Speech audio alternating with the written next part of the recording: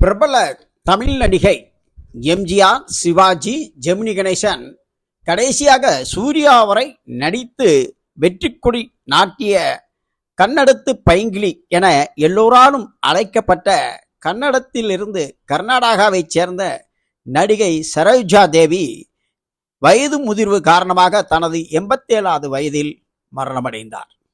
இவர் 1955இல் மகாகவி காளிதாஸ் என்னும் கன்னட படம் மூலம் அறிமுகமானார்.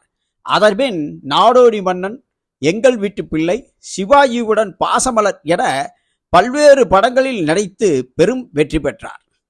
தமிழகத்தில் சரோஜா தேவிக்கென்றே படம் ஓடும் நிலை இருந்தது.